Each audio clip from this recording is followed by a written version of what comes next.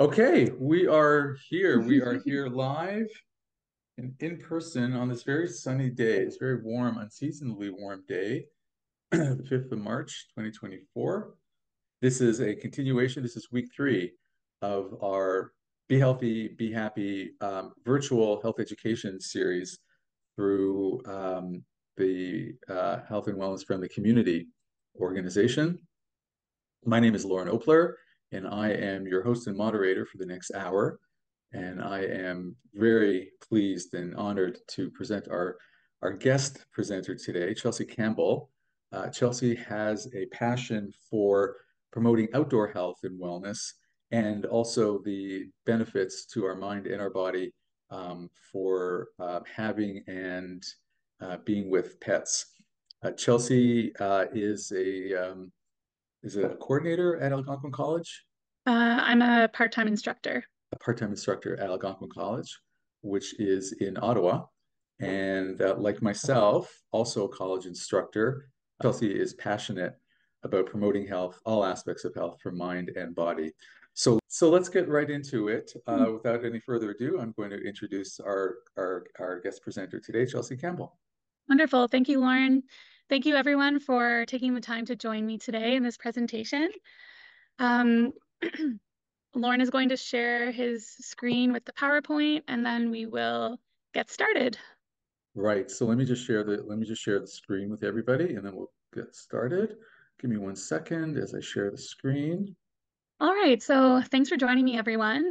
Today I'll be presenting the wellness benefits of pet therapy in nature. So this is part of the Be Happy, Be Healthy education series held every Tuesday at 10:30 in the morning. This is the third presentation, and this is on behalf of the health and wellness friendly communities. So today we'll be discussing forest bathing, benefits of walking in the woods, the benefits of proximity to water, connectedness to nature, pet therapy, and spending time with animals. So before we get started, I'm just curious to know a little bit about kind of some base knowledge on physical activity and the importance of spending time outside. So if you'd like to just either click on the QR code or visit slido.com. And I'll also share the link in the chat so you can participate. So we'll just leave a couple minutes for that. Okay, so I'm just going to stop the poll and view the results. So how many minutes spent in nature per day will significantly increase your health and well-being? So many of you said 30, some said 10, 45 minutes, and 15 minutes. So a study from McMaster actually shows that even as little as 10 minutes in nature per day can really boost your mood and improve productivity. So thank you for participating in that. Hi, Shirley. Hi, sorry, Chelsea. I'll mute myself. I'm just waiting. I'm on the phone, but I'll No worries. Thanks for joining. And then Lauren, if you could just share the PowerPoint once again in slideshow mode. Okay, so how much physical activity do I need? So between 18 and 64 years old, they say that you need at least 150 minutes of moderate to vigorous physical activity per week, muscle strengthening activities at least twice a week, several hours of light physical activity, including standing, no more than 3 hours of recreational screen time per day, and 7 to 9 hours of sleep per night on a regular basis.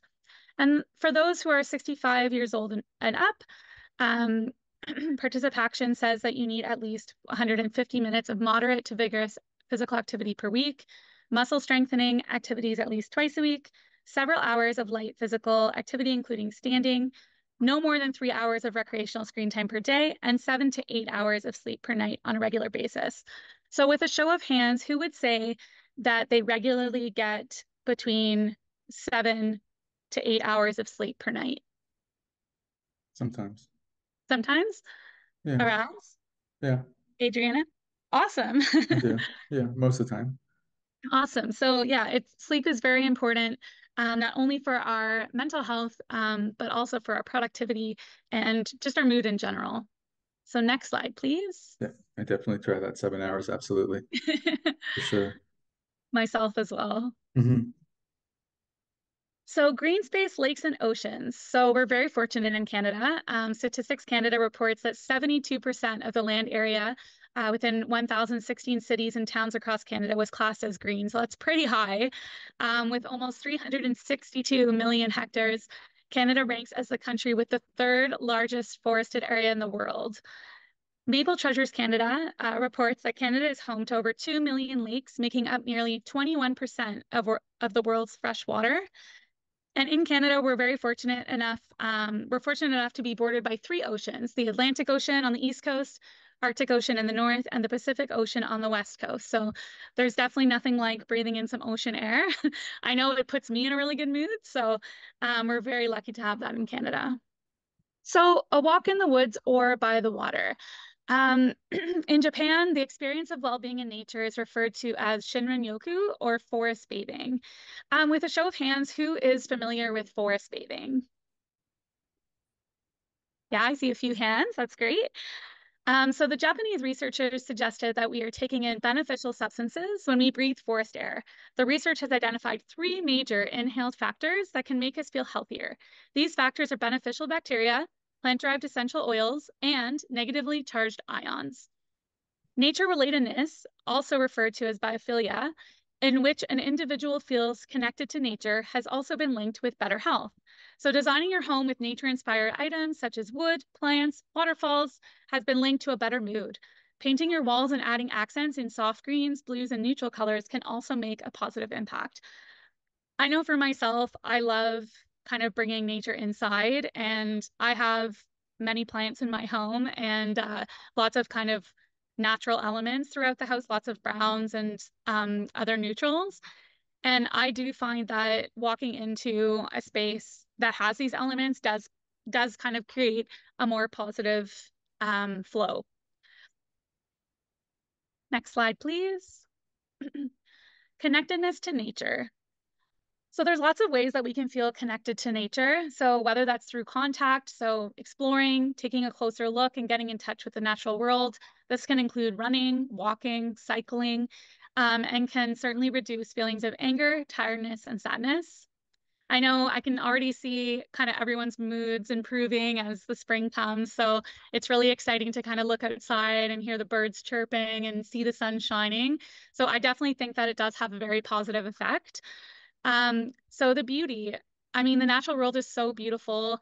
Taking the time to appreciate the beauty of Mother Nature, using all 5 senses to connect with nature throughout the day. So whether that's sight, smell, touch, taste, listen, whatever that feels good for you. Connecting to nature through meaning. So consider what nature means to you. Take the time to visit natural places. So we're very lucky, as in the previous slide, to have access to many green spaces like parks, gardens, forests, or blue spaces like the beach, rivers, and wetlands. Just taking a walk, even for 10 minutes, can really help reduce your risk of mental health problems and lift your mood. So then emotion. So find happiness and wonder. Participating in creative activities outside, like dance, music, or art, all of these things can help reduce stress and improve your mood. You could also increase your sense of connection by taking photos, writing, drawing, or painting pictures of the landscape, plants, or animals. So I'd like to just kind of allow you to participate if you'd like, and share something in nature that's meaningful for you, whether that's an activity or just when you think of nature, what comes to mind? I'll start, Chelsea. Thanks, Shirley. I love being outside. I especially like warmer weather, but I love being in the bush. I love being in the trees. That's really my favorite place to be. It's so peaceful. Thanks for sharing, Shirley. You're welcome. And I see in the chat as well, peace of mind is the first thing I think about. Thanks, Lorne. And does anyone else want to share? I would say like I like rolling hills. That really like, I don't know, just like if you look out on like a big expanse of rolling hills, and like if it's summertime, if it's wintertime, I don't know, it's just really nice. Yeah, no, it's so true. Those rolling hills really captivate you, eh? No matter what the weather too, or what the season, I find there's just something so it kind of makes you feel small looking out. Thanks, Adriana. So then also compassion. So think about what you could do for nature. So whether that's recycling, walking instead of driving, volunteering, or even you could join a community conservation group. So there's lots that you can do to get involved with the community, and it also really promotes that social aspect too. So I just wanted to take a moment, and actually, as I'm outside right now, I can hear the birds chirping and the sun is beaming down. To just, if it feels comfortable for you, participate in a grounding activity just to go through the five senses. This is a really nice mindfulness activity that can be done really anywhere with any age group.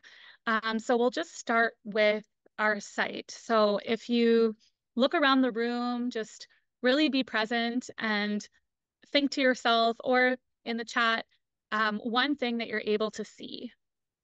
And then moving forward to hearing. So thinking of two things that you can hear right now, the sky. So for me, I can hear the birds chirping and I can hear the wind. And then what are a few things that you can smell? Smell is a tricky one, but we'll try. So for me, when I close my eyes and I really focus on my smell, I can smell the spring air. Everything is melting around me. Your diffuser, Adriana. Thanks for sharing. Smells like fresh air. Thanks, Araz. Yeah, it's nice that we can now have the windows open. And then taste. Is there something that you can taste in your mouth? For me, it's the tea that I just had, the chai tea. My latte. Your latte. Bad breath, Lorne. Avocado toast, yum. And then the last part is touch. So is there something close to you that you can touch? And if you can share that, if you feel comfortable, that would be great. My cat. Your cat. Yes. Nice and fluffy. For me, I'm sitting on a hard step, so that's what I can feel. All right, so thank you for participating in that grounding activity with me. Does anyone have any comments on the activity before we move along? All right, thank you. Oh yes, Lorne, it's true. We don't think enough about our senses. So I just kind of went through a few of the ways that we can feel connected. I wanted to take a moment just to share about the virtual wellness. As everyone from the team knows here at Health and Wellness Friendly Communities, we have virtual wellness programs that run pretty much daily. I think there's only one day that they don't run, Saturdays, I believe. And the calendar is always available for you at www.hwfc.ca activation. So there you can not only see what we have available, but you can also register super easily. And one of the reasons I kind of wanted to take a moment to touch on this. Oh, whoops. I was going to pull up the activation page if you want me to. No, But that's okay. Okay. Maybe after, Lauren, that's a great Sure. idea. Thank you so much. Yeah, so one of the reasons why I kind of wanted to touch on this is because we offer at Health and Friendly Wellness Communities, we offer various virtual wellness programs that are beneficial for your emotional, mental, physical, and spiritual health. The best part is that they are accessible through a laptop, tablet, or a phone, anywhere that you have an internet connection. So one of the reasons why I felt like this was connected to my talk on nature is that with the warm weather ahead, it would be a great opportunity to register for a free class, situate yourself outside if possible, and really take the time to enjoy the sunshine and a cool breeze while participating in some Tai Chi, maybe some fitness with Shirley, music, or tune into a connection cafe. So you can find us on Instagram at HWFC Ontario. And then we also have a link tree that you can find on Instagram or in the link below, which will take you as well to our compassionate communities and the YouTube, which is the YouTube channel. And you'll also be able to access all the other wonderful presentations with the Be Healthy, Be Happy education series. So that's really great. And Lauren's just going to share quickly what the activation calendar looks like. Sure, absolutely. Maybe for our listeners who aren't aware of the virtual wellness programs, might be nice to see it.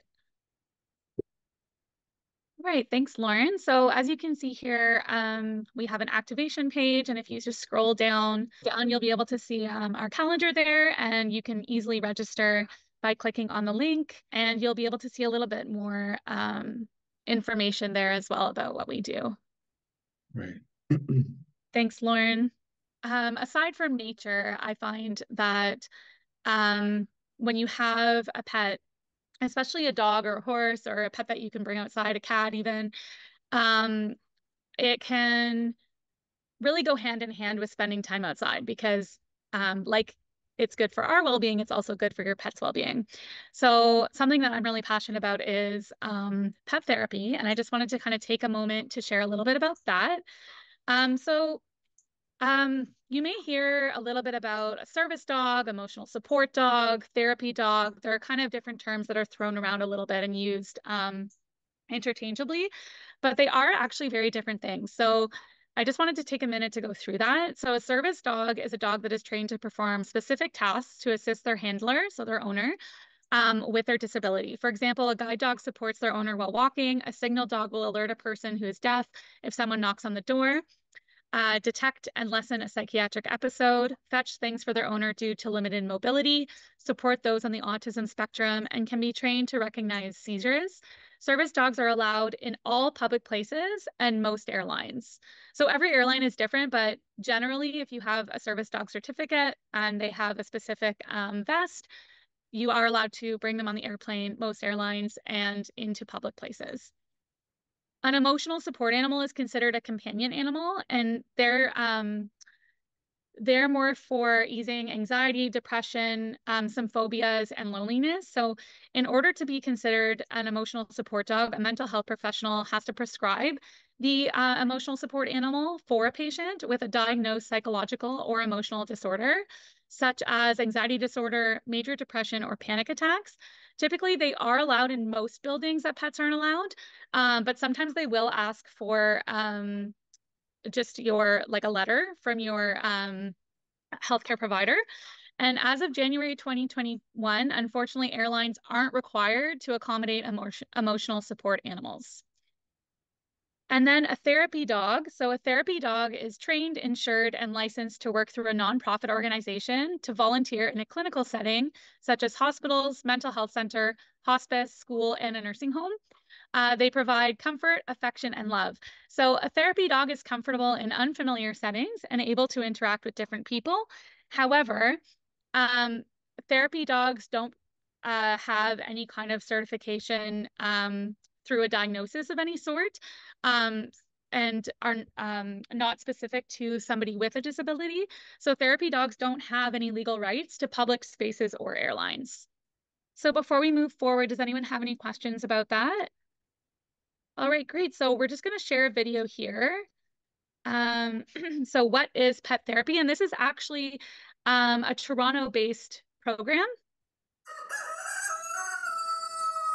Hey there, Wonder Warriors. This is Diesel. Here's Boots. And this guy is Crisco. Needless to say, I'm a bit of an animal person. I find that when I'm feeling down or stressed out, interacting with animals can be a surefire way to feel better. I'm curious though, how much of this pet therapy is actually a real thing, or is it all in my head? Can animals actually experience emotions the same way humans do? Or are we anthropomorphizing a little bit? Ultimately, what's the science behind pet therapy? It's pretty obvious that we form strong emotional connections with animals, but why? I was surprised to learn that animal-assisted therapy is an actual practice.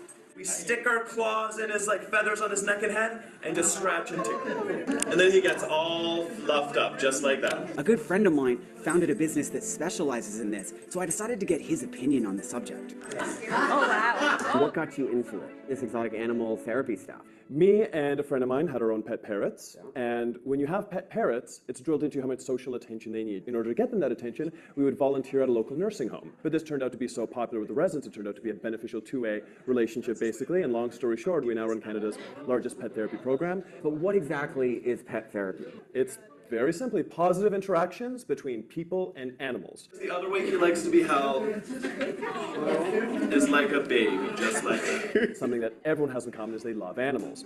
And because animals are living creatures, many of which are social animals, which have similar emotions and similar social structures to us, we can elicit the same kind of positive responses between an animal and a human that we do in a positive interaction between two humans. Does the science say anything about what's going on when you actually are interacting with the animals?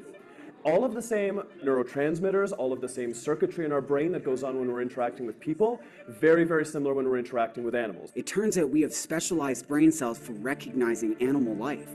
And get this, some Boston-based researchers identified similar brain activity when mothers viewed images of their children or their dogs. There's all sorts of studies about if you touch someone, just the benefit of touching them, having physical contact, the exact same effects you have when you're patting an animal. And we're both getting positive emotional benefits and hormonal benefits and social benefits from that interaction.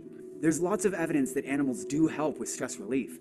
In one particular study, people were more likely to survive for a year after having a heart attack if they had a pet. Now, call me skeptical, but don't our animal friends have to understand us to provide real therapy? Do you really think animals feel the same kinds of emotions we feel, or are we anthropomorphizing a bit? People are very much in the habit of anthropomorphizing. They do it a lot. People will have a snake on their lap, thinking that it understands them, it recognizes them, it loves them. It doesn't understand a thing you're saying. Right. It can't even hear you, in fact. But a highly social animal, like a dog or a parrot, gets a lot out of the social interaction. They have a lot of the same social circuitry in their brain. They have a lot of the same rules of reciprocity. They have a lot of the same emotions that we do. Evolutionary biologists believe that years of domestication help to shape their communication and learning skills. In other words, natural selection would favor genes that make the dogs more efficient at regulating their aggression, learning and following rules, and forming attachments, which is the essence of social competence, according to psychologists. Now, what about cats? When I was playing with Aspen, I'm pretty sure we actually did develop a true connection. Well, you were an especially good cat toy for the Lynx Aspen because you were especially smelly. You were very low to the ground, so it's very easy for her to practice pouncing on your neck and batting your hair. Whether you're with a house cat or a lion, they will treat you exactly the same way. Cats are all assassins in teddy bear outfits. It sounds slightly cynical, but a lot of evolutionary biologists see the phenomenon of pet animals as animals tricking us into thinking that they're cute and to doing things for them, like shelter, which protects them from all the predation, like free food, which they no longer have to hunt for. We give a ton to the animals, and they're basically conning us. They're manipulating us. They are emotionally manipulating us, but in a positive way. At the end of the day, it doesn't really matter whether the empathy we prescribe onto them is real. Not for the sake of the pet therapy. Yeah, you still feel good in the end. Anthozoologists say we've been getting pets for years to help fill our need for social connectedness. For me, playing and exercising my hyperactive dog and cleaning the stalls for the horses has therapeutic value. Common boots. Since our pets depend almost entirely on us to fulfill their needs, maybe they help fill our need to nurture other living beings. But I want to hear from you. I'm curious if any of you animal lovers out there are willing to share your stories of how your pet might have helped you overcome depression or anxiety. If you're willing to share your story, post in the comment section below or ask. Okay. Any comments on the What is Pet Therapy video before we continue? I thought that was amazing. Absolutely wonderful. Yeah. Oh, good. Incredible. I loved it. I loved it as well. Oh, thanks, Araz. Thanks, Shirley, Lauren, everyone. So we actually have a couple organizations in Canada that offer pet therapy. So Therapeutic Positive Canada offers many programs for children, youth, adults, and seniors. They have a program specifically called Pause with Love to Share, which is a therapy dog and cat visitation program for senior facilities such as retirement homes, nursing homes, Alzheimer's day away centers, hospitals, and whenever there's a need. This program enhances the quality of life and health for seniors through the human-animal bond. The medical establishment has been long recognized, the significant benefits of a pet therapy program.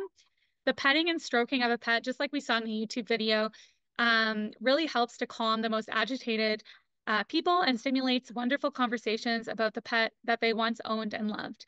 So the positive impact of our program on the day-to-day life of each senior throughout our community and beyond cannot be calculated. So it's really important work that people are doing. And I think that there's just a quick 2-minute video, if we can just share that, just on the therapeutic pause of Canada. We had some new co-workers here at the CBC headquarters today. Some lucky folks got to visit with a few therapy dogs over lunch. And Colette, she was moderating a discussion panel about the benefits about getting some love from our furry friends. Yes, and there are lots of benefits. So these dogs are part of a not-for-profit program. It's called Therapeutic Paws of Canada. And the volunteers bring their dogs to workplace, hospitals, could be to schools. They offer a little mental health break for people who may be going through a stressful time. I spoke to several of the volunteers who brought their dogs in today, and one of them was even a Canadian Olympic athlete. So take a look. Milo, how do you find this? Do you enjoy this, being a therapy dog? It does not matter who you are, how you feel. They will just spend time with you, give you love, sit beside you, let you pet them. You look into their loving eyes and you see it. You see the love. Will you tell us your story's unique about where you first came to interact with a therapy dog? At one point, I was an inpatient in a mental health ward at a hospital, and during my 10-day stay, I got visited by a therapy team with a dog twice, and the first time it was the most incredible experience to have that sense of joy, trust in another animal, and when I left, I reached out immediately to Therapeutic Paws of Canada to get involved because I knew my little girl Tia here would be perfect for the program, and to be able to share her cute little face with everybody else, you know. This is the best day ever. If every day at work were like this, I'd probably be happier. I lost my dog a long time ago. This to me was like the perfect thing because I could never get another dog again. And so it's still a way to share and enjoy. Exactly, yes. It's just, I still get that feeling. Okay, we're going to stop the share. Sorry for all the videos. No. Please. All good. All right, so St. John Ambulance Therapy Dog Program is another program here in Canada that offers therapy dog programs, and it's all run through by volunteers. So another great program to volunteer with. If you have a dog yourself, does anyone have a dog that's listening in today? No? Yep, I have a dog. Oh, okay. What kind of dog do you have, Adriana? I have a Maltese. Oh, sweet. She's cute. So if you're wondering if your dog can become a therapy dog, your dog can. So successful applicants undergo mock visits to healthcare facilities, testing their dog's temperament, sociability, and ability to follow the handler's lead. Cleanliness and grooming will also be assessed. So I remember when I was going through my therapy dog training with my dog, she was about 2 years old, and for her, it was the howling. I had to somehow get the howling under control because she is a husky Malamute. But I just remember like having to wipe her paws every single time we would enter in a hospital or any kind of center or facility. I would have to have baby wipes with me and wipe her paws. She would have to go through, you know, professional grooming. Like it's pretty extensive. So some indicators of a suitable St. John Ambulance Therapy dog include responses that are not fearful or aggressive. So typically very calm dogs are great candidates. Friendliness towards other dogs and strangers. So, you know, if they're walking by another dog in the hospital or out on the street, or if they're in an elevator with a bunch of strangers or come across a wheelchair, they're not going to react in a negative way. So very neutral behavior. And then safe and easy handler control. So the handler, the dog owner should be able to easily and calmly walk through wherever you are providing therapy very easily and calmly.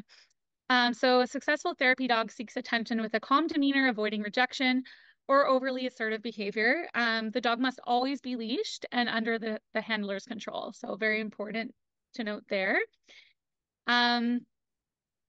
We'll just quickly share this video. I believe this is the last video, so it's just a couple minutes to show St. John Ambulance.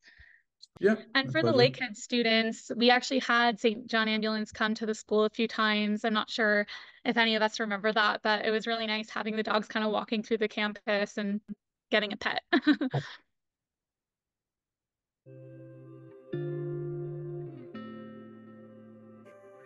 We actually visit a hospital here in Toronto. So we kind of evaluate when we walk in what kind of patient we have. And the ones that we know love dogs, and there's some that they said they don't even talk, and then when they see Bridget come in, it's like, oh, she's here, I can't wait to see her, you know. I guess they have a lot of doctors and nurses prodding at them all the time, and the patients do.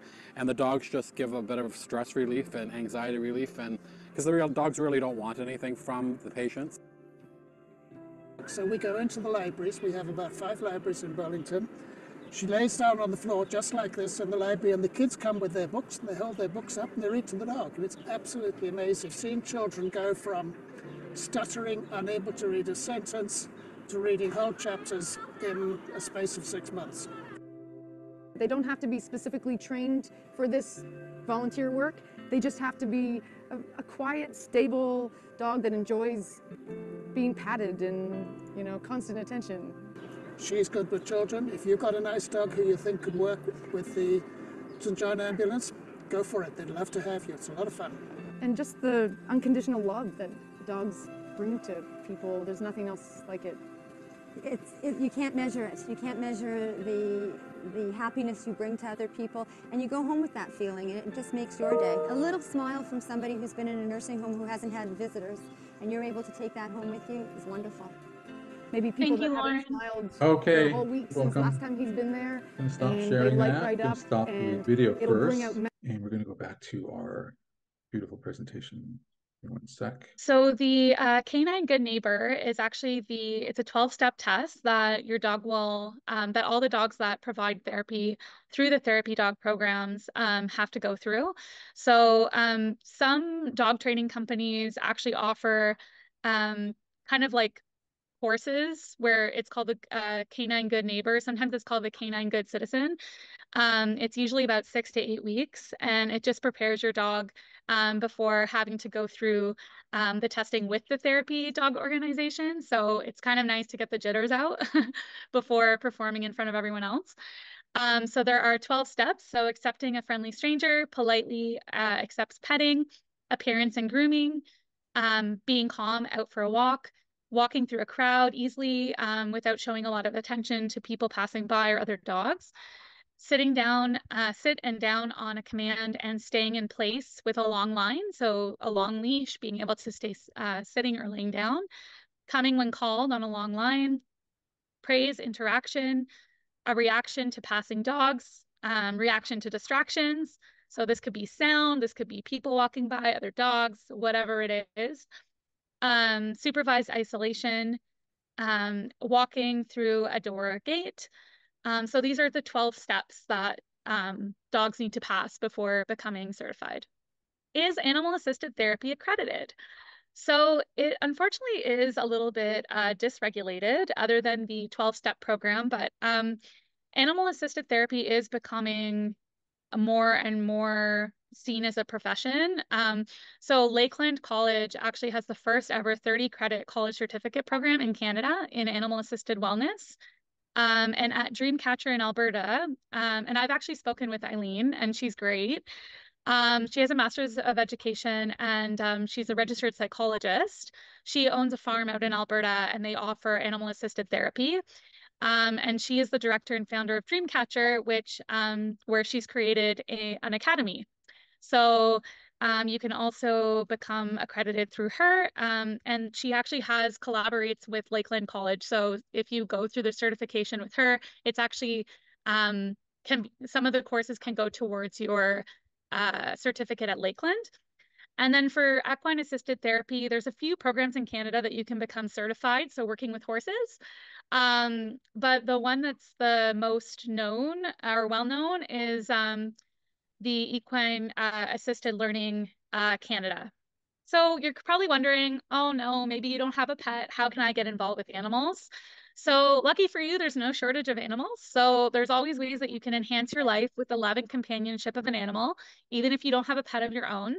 Some ways to spend time with animals include volunteering at a charity or a nonprofit organization, such as Therapeutic Paws, St. John Ambulance, or the Humane Society. Find employment with a local pet care company to visit cats and dogs while their owners are at work or on vacation. Offer to walk a friend's dog or spend time with a friend's pet. You could always rescue a pet. Foster animals through a local rescue or volunteer on a farm. Will a dog really make that much of a difference in my daily life? So this is a personal testament from me. This is my dog, Kaylia. She is a 12-and-a-half-year-old Siberian Husky who came home with me at 7 weeks old. I really couldn't imagine my life without her in it. She calms my nervous system, quiets my mind, instantly puts me in a better mood. Just petting her fur and spending time with her supports my mental health and overall well-being. With a dog, I'm actually outside more than the average person, I'd say. My dog, Kaylia, and I walk 3 to 4 times a day for 15 to 30 minutes each walk, and she's 12-and-a-half. So when she was younger, we'd be outside even more often, doing more vigorous activities like skiing, walking, running, and rollerblading together. Even on the gloomiest of days, one look in your dog's eyes, I know for me anyway, and I'm putting on the leash to go outside. So it really gets you moving. My dog also provides me with companionship. So, I mean, we've traveled all over Canada together, and through her, I've found happiness, comfort, safety, and a friend to adventure with. She's been there for me in the most difficult times in my life, as well as the best of times. And she's taught me so much about compassion, devotion, consistency, and selflessness. Sharing your life with a pet is a personal choice, but on my personal journey in life, it's the best choice I ever made. And then just, so before we take off for the day, Craig Hopper's reports that listening to nature sounds, even just 1 minute, can positively impact our stress hormones and boost our mindset. Nature sounds work to reduce our fight or flight instincts and calm our anxieties and worries. Way to find nature sounds, let's say if you're in an office, Spotify, YouTube, nature or woodlands playlist. You could sit by a tree, go on a waterfall hike, open your windows and listen to the birds, or take a walk by the water. So I just invite you to do a 1 minute listen with me, and then we'll have a quick poll before we wrap up. Okay, I'm just going to pull this one up. Thank you. Yeah, give me 1 sec. And if it feels comfortable for you through the minute, you can close your eyes, really be present before tackling everything else this day has for us. Okay, I'm going to share this with everybody now. So if it feels comfortable for you, I just invite you to close your eyes, and I'm just going to time 1 minute.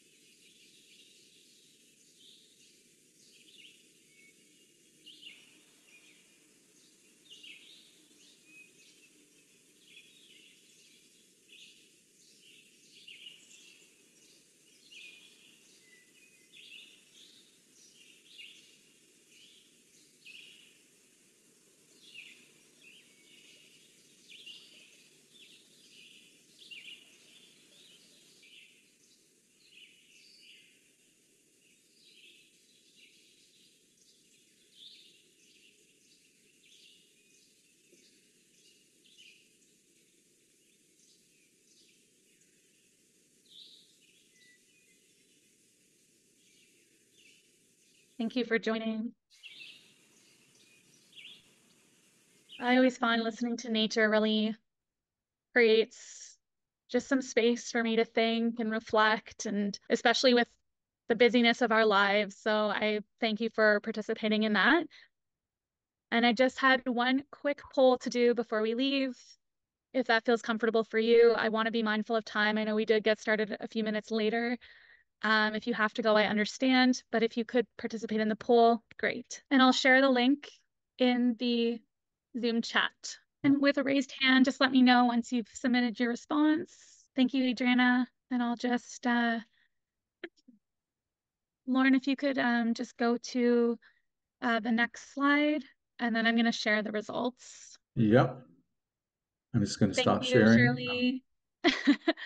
All right, well, thank you for participating in the poll. It seems that our energy is up for the day. So that's great.